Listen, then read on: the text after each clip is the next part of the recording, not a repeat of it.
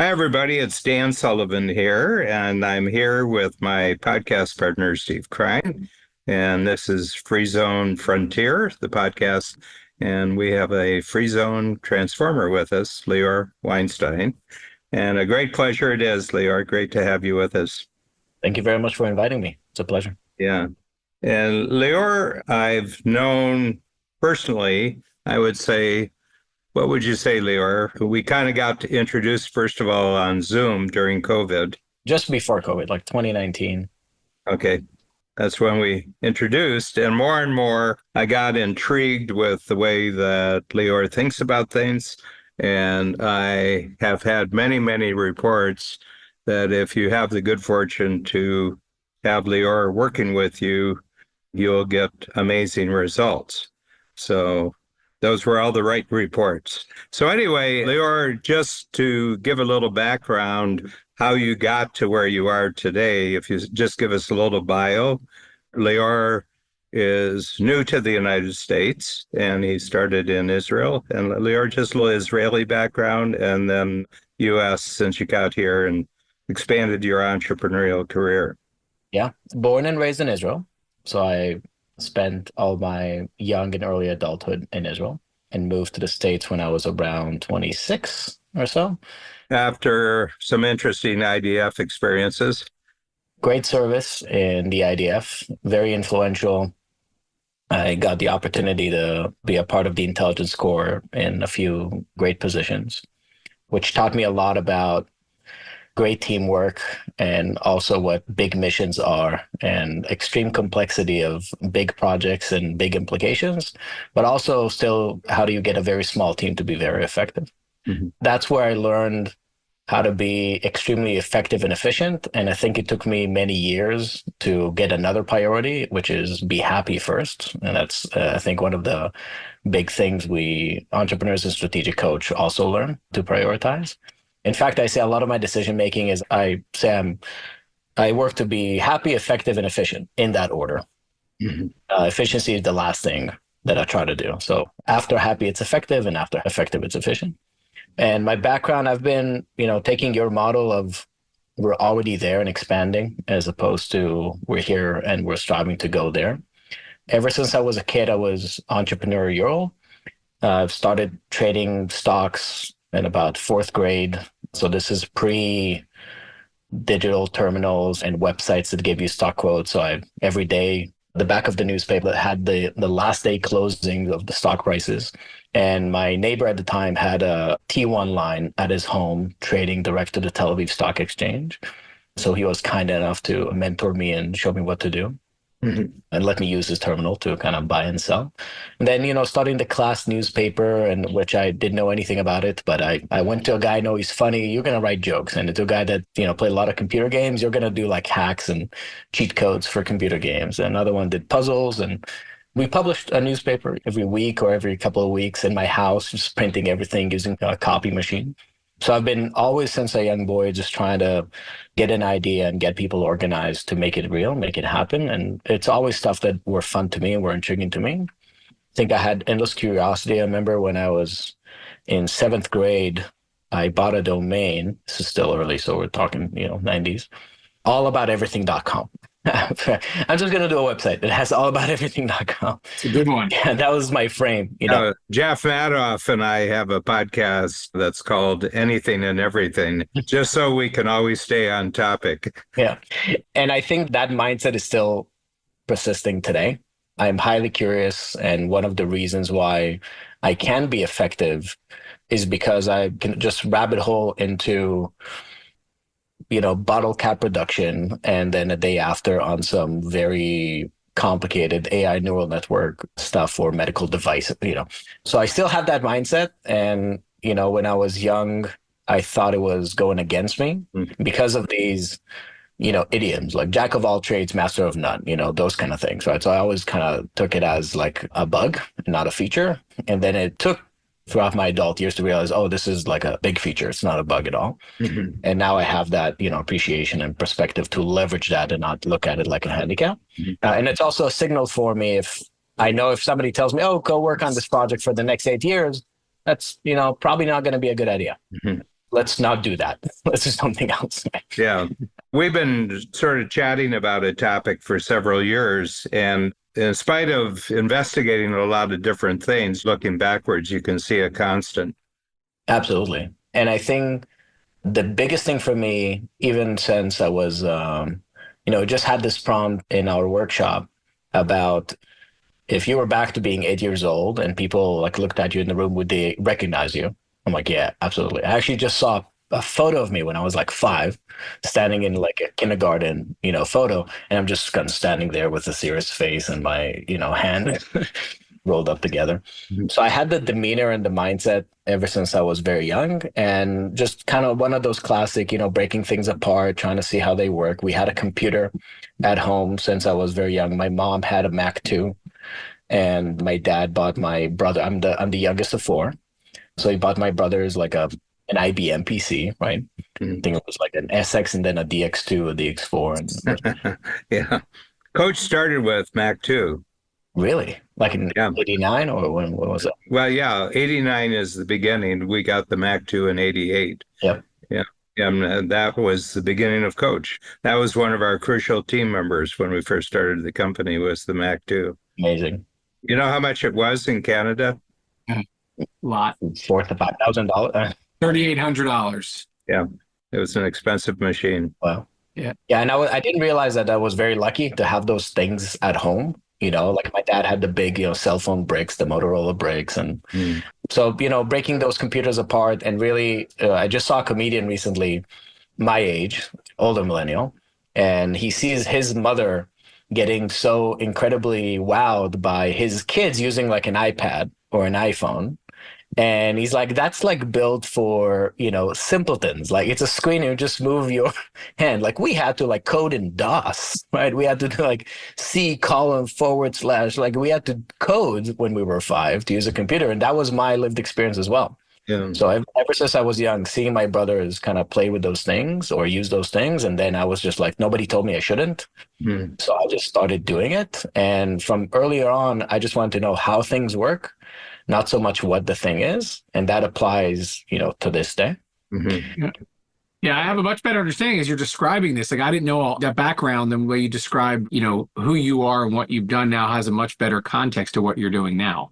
And I'm excited to dig into the context of today, what you're doing and how it translates into, even since COVID, you getting introduced to Coach, what's transformed in the last couple of years for the last 2 years to like what you're doing over the next 10. Yeah. So the big transformation for me after the military, I got involved with a whole row of businesses, mostly in parallel. So I was developing high frequency trading algorithms for a large hedge fund. And I was building 2 different software companies at the same time. One for desktop software with like image recognition and complex search stuff. Another one for mobile apps, did a few dozen mobile apps that had tens of millions of downloads. And I was actually putting a lot of operational focus on those businesses. So I was acting generally professionally, both as different things. One as a CTO, just leading kind of technology development and everything related to that, as a chief product officer. So thinking about what is the thing that people actually use, and care about. And then as a CMO, which is how do you create something that makes people interested, or how do you let them know that the thing exists? How do you let the right people know that the thing exists in a way that makes them not just aware of it, but interested in it? And my form of CMOing, of marketing, was at the time, I started off as an affiliate marketer, then they called it digital marketers. Now people calling it those kind of funnel work and those kind of things. But really, I always said I'm not a brand guy. I'm just like a number-based marketer. And that's still true today. Like every time somebody talks to me about brand, I'm like, hey, I can be an effective brainstormer. I'm like a creative guy, but I'm not a brand expert. I know brand experts. Let's bring them in. But once the brand is there, I know everything that needs to happen to get people interested in it, to create the gravity, to create the thing that people would get attracted to at scale.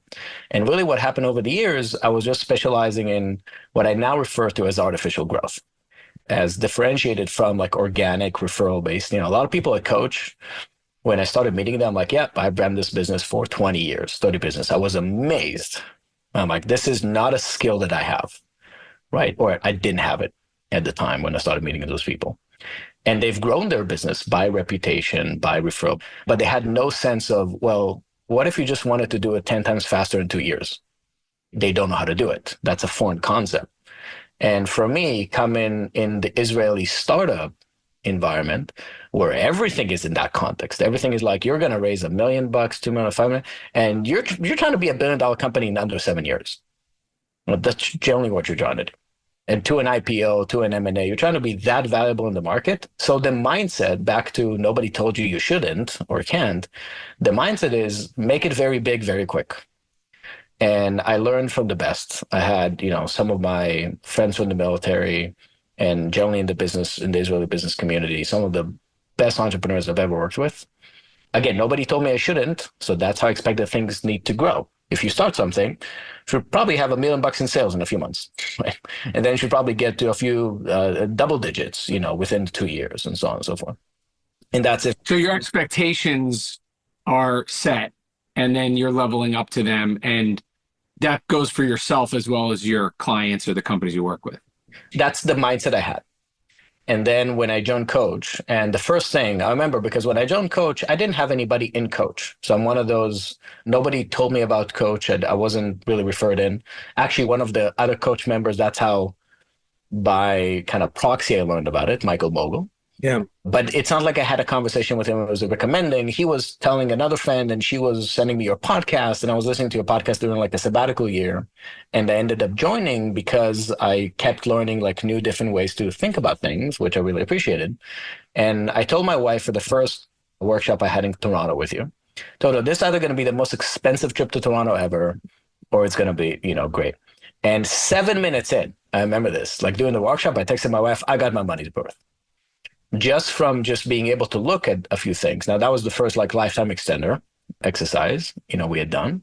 But in that same workshop, we talked about the 4 freedoms. Mm-hmm. And that changed profoundly how I look at business, period, and how I look at life, period. Mm-hmm. Out of the freedom of time, money, purpose, and relationship, the biggest one for me that I realized that I want my life to focus on is actually freedom of relationship. Mm-hmm.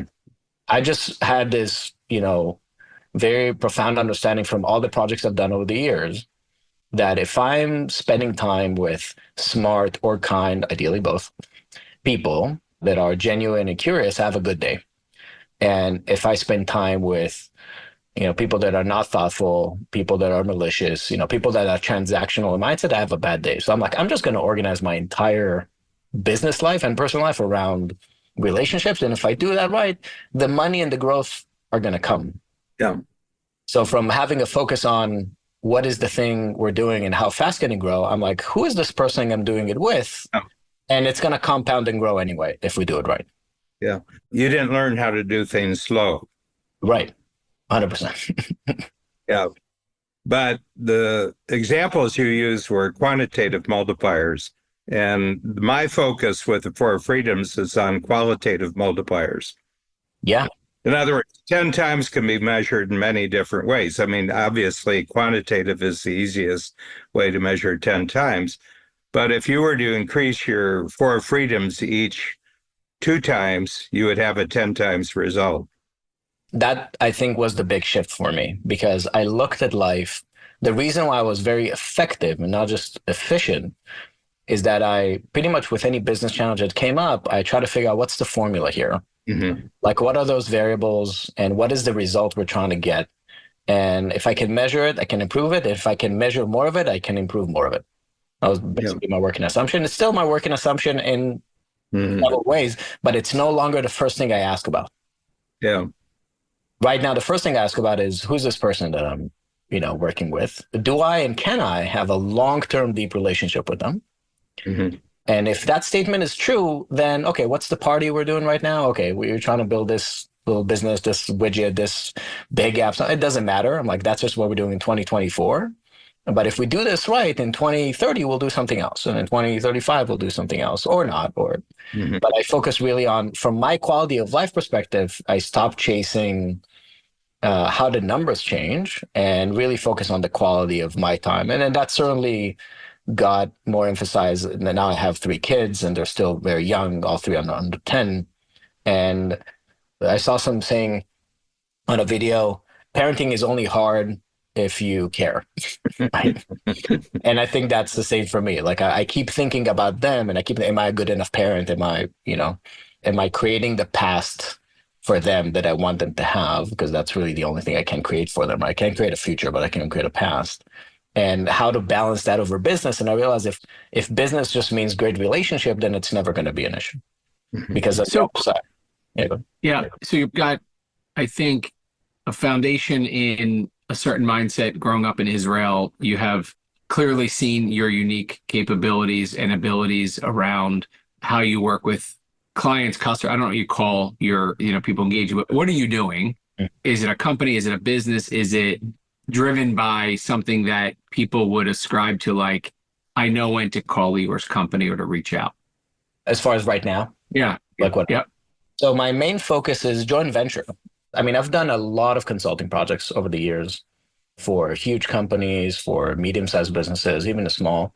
But with the introduction of the four freedoms, I realized I just don't want to be in a point where I'm selling my time. So it doesn't really matter how much money kind of goes into that. So I really just prefer to build assets. And the thing about the joint venture is what's nice about me not filtering the opportunity based on how much cash do I make right now, in a quarter or in a year, then it makes it a lot easier to engage on all sides.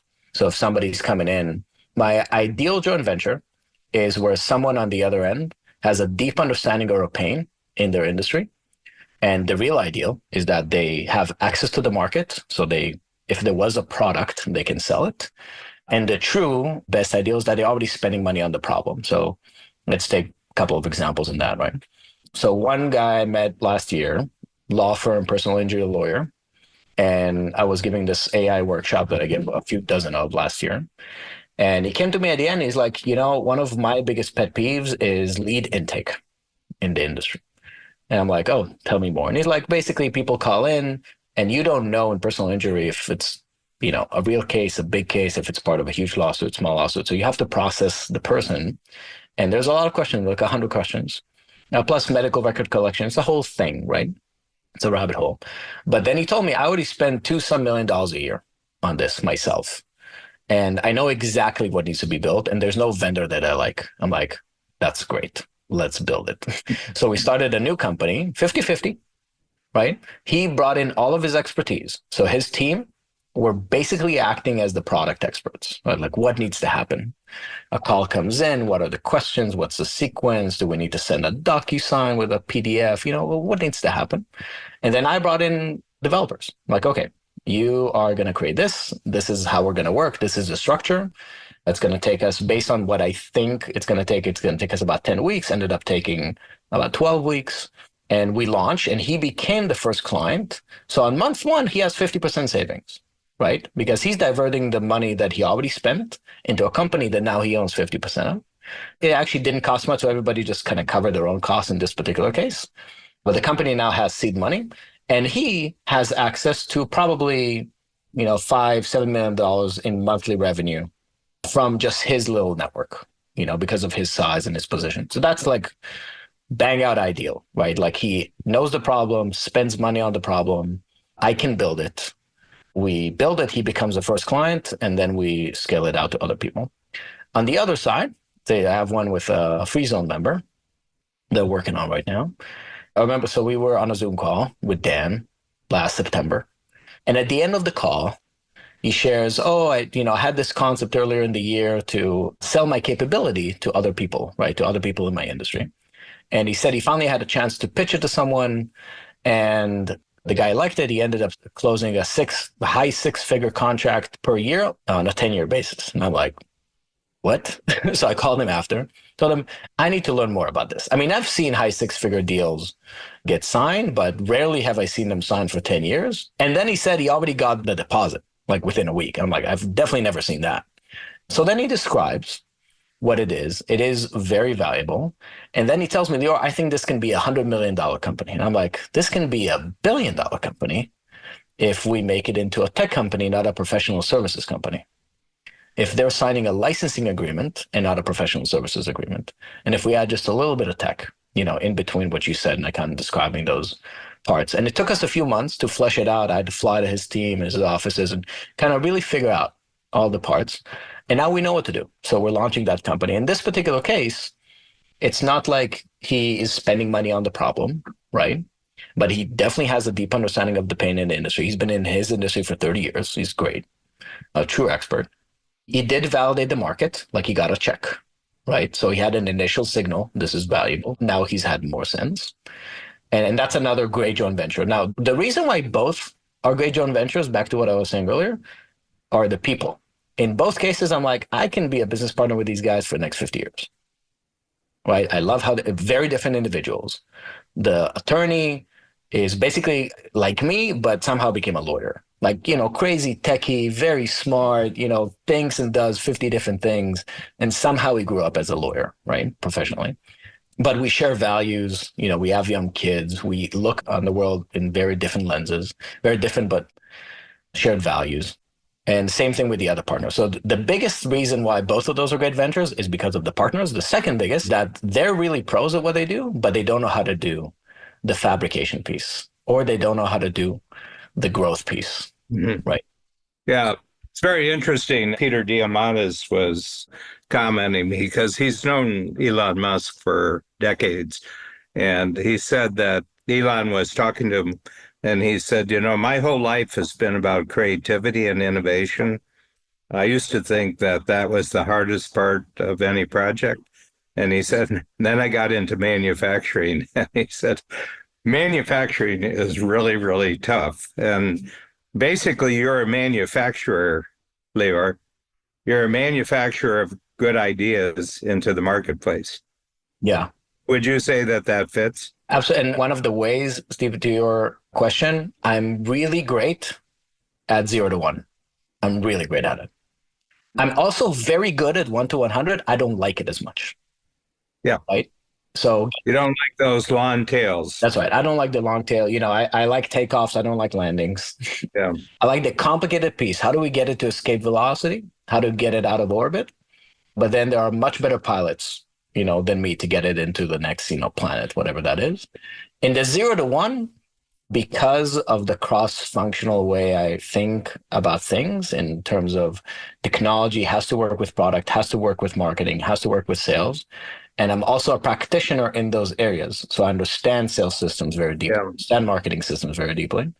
So when I make a decision with all of that in context. But the best thing for me, one of my biggest inspiration was Apollo 13 when the movie came out with Tom Hanks. And there's a scene there that got stuck in my brain. And ever since I think about it probably once a month of, the astronauts don't have oxygen. We have a duct tape and a tube sock. What do we do? Right. And that's my mental model to solutioning pretty much anything. So I'm one of those techies that hates to build tech. I'm one of those marketers that hates to do marketing. I'm not one of the hammer, seize, and nail at all. I try to do the best I can not to do anything. Kind of like Dan's model, can this problem be solved without me to do anything? And then the next piece is, okay, so it's not nothing, what's the minimum? As opposed to, let's build this huge machine that's going to take us, 18 months before we can hit the market and get some signal that this is even valuable. Mm-hmm. What I'm hearing you describe sounds like you don't have a company behind you. You're a collaborator with other entrepreneurs, and your unique ability is zeroed in on just being one-to-one with them. And so are you building a ecosystem of these JVs? Is that kind of the model? Correct. Yeah. So there's an ecosystem of JVs. I have very long-term, teammates, I call them teammates, that I bring into a lot of these projects. So they're not employees, right? They're kind of volunteer, mercenaries, if you will. But we've been collaborating for many, many, many years. They might as well be employees, from that standpoint. So from that perspective, there is a team. It's not just Lior, meaning those people are consistent and there's teamwork, but there's no company Correct. with the contract. And I think there's a growing trend, and I think AI, and we haven't talked a lot about AI yet, but I know there's a big theme in your life and your world around AI. But in particular, the question in the back of my mind is a new generation of entrepreneurs able to do a lot of great work with a lot less infrastructure and cost and complexity. And so a simplified, if you will, model of entrepreneurship where you don't need to build a big organization behind you to have really good scalable use of your unique abilities. Yeah, to tie that in 2007, I had a very large affiliate marketing business, and affiliate marketing was still fairly new at the time. And a lot of people around me asked me, like, what do you do? And I'm like, I couldn't quite explain it. And then the 4-Hour Workweek came out by Tim Ferriss. And I just bought the book to everybody, because that's exactly what I did and still do. I was also a big buyer on Elance at the time, and he was as well. And again, back to nobody told me I shouldn't. I heard about affiliate marketing a few years back before that point. And I'm like, how do I do this? And I'm like, well, I guess I'll find somebody online to hire. And I'm like, I'll just pay him to do the thing. I'll just pay him for the unit of work. You know, you're going to write a landing page, you're going to code something, you're going to design something. And I had dozens of people working for me, dozens on hundreds of projects, literally hundreds of projects over the years in those kind of mid-2000s there. And I just assumed that's a good way to do business. I actually remember back in 2014, I had this guy visiting me. I met him in Atlanta through a friend. And I was describing at the time what I was doing. I was buying and selling online businesses. I did about 30 of them in a 2.5-year period. And it could be content businesses, e-commerce businesses, software businesses. I was describing what I was doing. And he's like, so where's your office? And I'm like, I don't have an office. It's at my house. And he's like, so where's your team? I'm like, you know, I have people in Canada and Brazil and Israel and Italy and Philippines. And he's like, I don't understand. I'm like, come visit me. This is a very wealthy guy from the Emirates, a very wealthy guy. And he visited me for like 4 hours to just shadow me while I was working on my computer in a small little, bedroom and using these communication tools, right? Using stuff like Slack, like email, using, they were bought out by another company that became Upwork. And using those tools, communicating with them, looking at the project management and seeing what instructions do I tell them? So when's the next time I need to look at a task? What's the eye of Sauron moment that I need to pay attention to this, right now? And literally, like, it blew his mind because he spent like half a day with me and he's never seen it. But fast forward a few years later, COVID happened and now the world went online. Everybody went Zoom. Everybody went remote work. Nobody could come to the office. And suddenly it's like everybody caught up with, you don't have to have an office. And there's a lot of benefit, by the way, in person, but that's not a requirement for most knowledge-based businesses like this. And that said, over the years, besides the joint venture models, I realized that I was helping a lot of companies as a fractional executive. And that could be as a fractional CTO or as a fractional chief revenue officer. So either they needed help on the growth side or on the fabrication side, the technology. And I really like doing it. Like, it's fun for me to solve problems. But from an outside perspective, it never made a lot of sense. Is it like there's no amount of cash, that a business could pay that could possibly trade the upside of just owning a business, right? Just owning equity in a business that works. And what I had decided to do is open an accelerator for CTOs, for fractional CTOs. So that is an actual company. It's an actual business that I also have partners in, where we teach people how to do this, how to be fractional chief technology officers so they can go in and help those businesses. And that's, for me, one, it's a passion of mine. I like training these people, I like coaching these people, but I like sharing my mental models, how to look at a company or look at a problem and fix it quickly. And then not just fix it quickly, fix it in a way or transform it in a way that it can grow for a long time. I used to have, before I joined Coach, I had a performance marketing and technology company where we basically came to businesses, was an actual company that I was CEO of, and said, hey, give us a retainer. It was 10,000, 20,000, just something basic. But give us all the ones and zeros, any bit and byte in the business. Doesn't matter if it's IT, website, Facebook, it doesn't matter. If it's digital, we'll take it. But give me uncapped profit share. Right? You set on net new growth. So you set the baseline. If you're growing by 10% a year, fine. Any dollar over 10%, doesn't matter. You set the threshold. You set the commission rate. Some businesses could pay at 5% because of, their business model, by 5% of revenue. Some businesses could pay us 25 because they were, more profitable. But they set the revenue, they set the commission, told them no contracts, handshake only. If you don't want to work with us, text me. Give me a 30-day courtesy notice. But even then, if you're really pissed, just let me know. And that business grew very fast. We grew to almost $500,000 in monthly income within the first 6 months, 8 months, mostly on commissions, mostly on value we're creating. The reason why I decided not to do it, and some people at Coach told me that I'm making a mistake, and maybe that's true in hindsight, because I realized I suddenly became the CEO of an agency that's selling time, and I was starting to manage almost 30 people, account managers and project managers and designers and so on. And I'm like, I don't want to be the CEO of an agency. This is terrible. This is blocking and tackling galore, right? Yeah. But within that model, I was explaining to clients, I cannot promise results, but I can promise input. I can promise effort, and I can promise best effort. But generally, as a mental model, we told our clients, how can we create an environment in this business where growth is inevitable? So we'll remove all the constraints. We'll manage all the risks or remove risks if we could. So the only thing left is just growth. Mm-hmm. That model, mental model, I use personally. That's when I try to do fat loss. I'm like, how can I create a metabolic environment where fat loss is inevitable? Mm-hmm. Like no matter what I feel about it, fat loss is going to happen, or muscle growth is going to happen, and so on. And by far, that's my approach to any of these ventures or any of these, fractional work as well. Yeah. Yeah. Steve, tell Lior what your background is, just so we can get a sense of a model that's developed over a long time. Steve, I think, has been in Coach since 1997. Whew.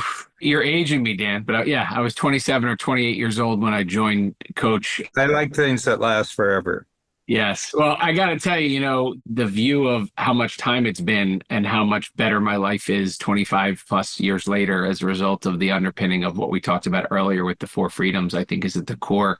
Because for me, tapping into my unique ability, tapping into what I love to do and who I love to work with, I think really in 2011, the unlock about, 10, 11, 12 years after joining Coach was putting everything I learned, after building my first company and taking it public and selling it, was learning the power of community. I was in YPO, I'm in Strategic Coach, and I see the power of entrepreneurial community is unparalleled or unequaled in terms of multipliers for all of us entrepreneurs, being able to lean on people who might be ahead of you, behind you, to the left of you, to the right of you, to truly accomplish more together than you can do alone. So community was kind of built into my early experiences as an entrepreneur. And so in 2011, we harnessed the power of that model around community, along with coaching, and quite frankly, along with storytelling and brand amplification of the progress that you can make as a community, to launch Startup Health, really to unite and educate and empower a global army, if you will, of entrepreneurs that we call health transformers, right? The entrepreneurs solving the world's biggest health challenges. But for having this kind of single global community that's broken down into smaller health moonshot communities, is the idea that nobody can do anything alone. Like you talk very much about specific unique abilities that when you JV with people, but multiply that organically by people being in a either physical or virtual room together on a regular basis, talking about shared problems, shared networks, shared relationships, shared opportunities, where they can almost like take a deep breath and focus on what they do best. And so we now have this 13 years later, global army and community of entrepreneurs really organized as an ecosystem around these health moonshot themes that are underpinned by collaborating around solving problems. Yeah, last time I talked, you're approaching 500 companies. Yeah, right? We're now past 500 companies. And the work that we've done over the last 2 years around deeper community around type 1 diabetes, and really going, instead of having 1 or 2 companies, having 35 companies focused on type 1 diabetes, is not just, 35 times better. It's like 350 times better than having just a few of them. And we're now replicating that for Alzheimer's disease. And the underpinning of this is, how do we enable collaborative opportunities of entrepreneurs and companies working together and benefiting from not having to duplicate what the other people are doing? And so many years ago, people would ask about competition in the community and what do I do if somebody's working on something similar. That doesn't come up as much anymore. And we have so many examples of the opposite, that, the focus is collaborative community, solving the biggest health challenges of our time. And it's very difficult for a lot of entrepreneurs to not be in tunnel vision around what their specific problem is, and they don't ask for help, look for help, or realize how much help could be out there. So trying to unlock that is at the core of the startup health model. And really just, I've seen community upfront close really solve problems that seem impossible when you're sitting alone or with just your own company. But as soon as you get onto a call with 10 or 20 or 30 other people, or walk in a room with 20 or 30 other people, you see how much more you have in common and how much more you can do together. Yeah. I think it was the first summit, the Free Zone Summit in Chicago. Steve brought his sister. I brought my chief strategy officer, who happens to be my sister. Yeah. Anyway, I was just pondering, you were sitting close to the front on the right-hand side. Yep. I would just wander over and chat with you throughout the session. And I said, you know what I think you're creating, Steve, is the first global entrepreneurial R&D lab in medicine. It's the first time you've actually created a whole lab, but it consists of now 500 companies, but they have a sense of unity. They have a sense of cohesiveness, but they're in last count, it was 26 countries. I think you were there. And I think this is really, really unique because they're benefiting from all the progress everybody else is making. There's a lot of growth of intellectual capital that can be shared throughout the community of how you get things done easier, faster, cheaper, and better. I thought that this would be interesting to you, Lior, to know the background of this. Yeah. And I mean, what's amazing about that kind of a community is that you really just grow in leaps. Nobody goes there to figure out, oh, what am I going to do next week or next month, or how to solve like a tiny challenge. So any single insight is really just collapsing the timescape for the business. Probably one meeting, can save them years, either years of not doing something, which is probably my favorite thing to help. Or doing the wrong thing. Exactly. Or doing the wrong. What's interesting is, you talk about your first 7 minutes in coach, and, it's one idea that makes it valuable. You could call it cheerleading, emotional support, recognizing you're not alone, whatever it might be that day or that quarter or that week or wherever you are in your, kind of journey. And kind of like whenever you get onto or walk into a coach session, you instantly get your batteries charged no matter how you're feeling when you walk in there.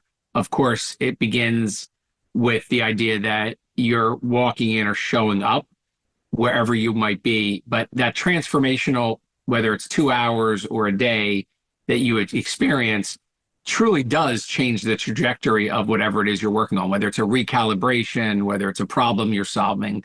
But it's the deep work when you start to have people in the same vicinity, like type 1 diabetes, 35 companies working on type 1 diabetes. I mean, I've had 2 and 3 in the community before where you're like, oh, they work on type 1 and type 2 and their diabetes. When you actually have 35, it's a very different community. The capabilities are extraordinary, which is why I was thinking about your JVs and wondering whether they're all siloed or whether they are themselves a community of people who are, and I don't know if there is a thread of, a certain type of customer client that you work with, because one of the things that was going on in the back of my mind is what's the best kind of client? Like, and I don't even know if I drill down or we drill down with like, how do we help you by introducing people to you, or how do we help people we know get introduced to you? And what's your right fit client? It's an evolution. I'm learning that. So one of the latest refinements that was very helpful is I realized I really like to work with founder-led companies with big missions. Like if I have, 2 companies, everything being equal, I'm definitely going to do the founder-led, and I'm definitely going to do the big mission one. Because usually in those areas, because I can make them more effective and more efficient, faster, whatever mission they had is now bigger and they can achieve it faster. And those I gravitate more than others. Now, on just the pure business side, from a mind shift, we were just talking with Dan about cash confidence, right? That concept in coach. And I was sharing, I've had cash confidence since I was 14. Not because I had a balance in the bank, right? It was because I trusted my ability to generate money at will. And from that perspective, I haven't been in the rat race for many years. Mm-hmm. Like that wasn't the primary motivator. So when I look at the business, like if I have 2 businesses that are equal and one can make, 100 million, another one can make 20, that doesn't mean I'm going to choose the 100. The relationship thing is actually going to be the tiebreaker. Like, who am I doing this with? Because assuming the business makes, enough money, I also have it when I build startups, like what's the total enough market here as opposed to the available market? Then the number beyond that doesn't matter at that point. So if you take, let's say, these two ventures that I gave you as an example, right? For those two ventures, it's not like you can argue huge humanitarian mission around improving lead intake, right? You can do anything. I mean, you can reason your way into anything. You can say eventually you're making everything better, the lives of the people that got hurt and injured and so on and so forth. But really, it's a simple business to build with a great partner that provides a simple value to the industry and to everybody involved, to the clients, to the partners, to the users, and so on.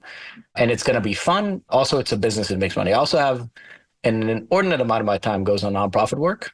So business is not the only thing that I engage in, but that's a good reason for me to enjoy a business relationship. But then again, there's other companies, right? So I'm working with another Free Zone member, Dave Berg. He owns a company called Redirect Health, right? Incredible company. And the ability to help Redirect Health to grow 100x than what they are right now is profound. It's a profound change for the members of Redirect Health, for the employees of Redirect Health, for the market as a whole, as an operating model and what healthcare should be like in the United States. And that's why I chose to work with them, because of that reason, big mission, and Dave being the founder. Yeah. David has created with Redirect Health is that he can fix your health costs year to year to year. He can keep your health costs constant.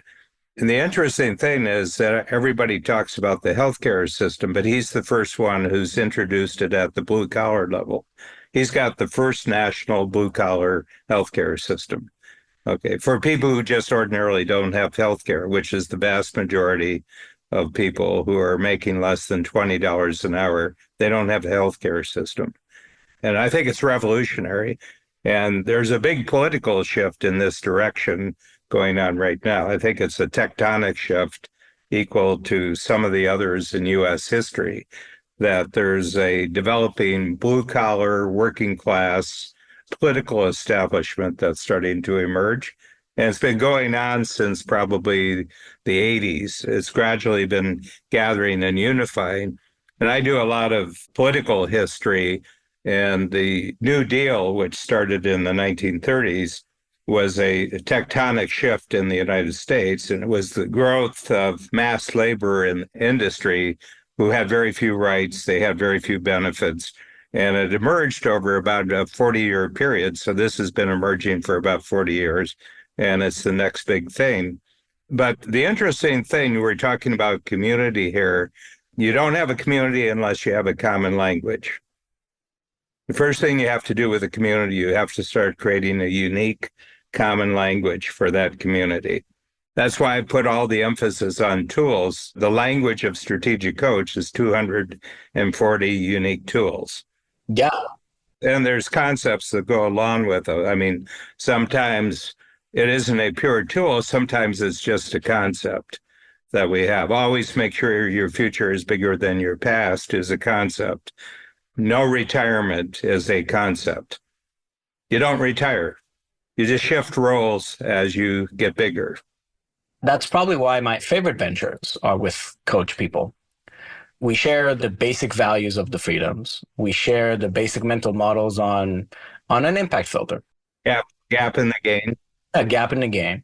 So we know how to talk to each other. We have the interface. We have the verbal interface. We have the intellectual interface. I would say founder-led companies are Strategic Coach members that... So without getting into which companies in particular you're discussing, because I don't want you to have to go with confidentiality issues or anything like that, but like, what are you doing when you engage with the right fit customer or client, founder, that makes it like, what is your 3-step process or your 5-step process that you take them through? And if I was to imagine how you do that transformative work, what's your kind of outline and framework? So it depends on the direction of the engagement. So with, let's say, with Redirect Health, Dave came to me and said, hey, I have a thing, I have a thing I'm trying to solve, versus the other example of I reached out. I'm like, I think there's a thing, right? So those are two different modalities of work. When somebody comes to me with a problem, I really focus on the impact. I really try to imagine what's this universe that he's talking about. And once I understand it, then I back into what needs to be true for that thing to be true. What other things need to be true for that thing to be true? Some of mental models about this, I like to look at the future. I think that's something entrepreneurs do organically. It's like these shadows of buildings that aren't there yet. And based on how the vision that they share, I'm trying to imagine what is this building that's casting this shadow that he's describing. And in practice, somebody comes in and says, here's what I'm doing, here's what I'm trying to do. And usually first question is why? Because that gets probably, easy 80% off the projects, because then they say some why and I'm like, why? Why is that important? Like, why? Are you trying to make more money? Are you trying to exit? Are you trying to save money? Just understanding if they have clarity of thought and vision. And if they don't, in many cases, they end up dropping the thing. They realize, oh, this is not important. I actually just had it with another coach member. He was describing, oh, I want to do this education course and I want to create this AI that people come in and based on the answers, it automatically scores them. And I'm like, why? And he says, well, I want them to have the right diagnosis. I'm like, so how are you doing it right now? And he shows me this Excel spreadsheet that he's been using. I'm like, this seems fine. And he's like, what do you mean? I'm like, just use the spreadsheet. Like, why do you need AI? It's just like 7 columns, 8 questions, not a big deal. You don't need complicated, algorithms for this. Have you tried to just use the spreadsheet? He's like, no. I'm like, great, let's use the spreadsheet. And after that, tell me what's going on. So that's really the first, kind of like a doctor, right? So I ask these questions to figure out what is the actual symptom that they're describing. Like they usually say one thing, but I'm trying to figure out, okay, what is the underlying reason? And then I try to really dig through the business impact or the personal impact. Like what sometimes there comes in a project and they're trying to just reduce a lot of anxiety from their operating model, right? They don't have the who, not how nailed down. They think technology can solve it, or they think, marketing or sales can solve it or whatever it is. But really trying to distill that. And then it just goes to auditing. And this is a technical thing that I haven't had a good system yet that I'm actually working on operationalizing right now. So there's an audit process. Once we get through that first layer of what are you trying to do? How big is this? Why do we care? Is this real? Is this a real thing? Or is this in your mind? It seems like there's a lot of room within those boundaries that you talk about. What's your unique ability within the context of that? Is it the technology? Is it the AI? Is it the relationships? Is it the funnel that you talked about earlier? I'm just trying to figure out what the unlock is. I could see how people could put you in different buckets, but where's the sweet spot of where you can apply your unique ability to help that growth happen? So I think there's capability, which is more horizontal because I have capabilities in a few of these things, right? And I have something that a lot of consultants don't have from that perspective. Like if you think about that, like as a consulting event, somebody's sharing their problems and somebody's trying to get answers to the problems. Consultants don't have an owner mindset. I have an owner mindset. I am an entrepreneur. So I care about the problem, but I put myself in the owner shoes, right? And looking at it through the owner eyes.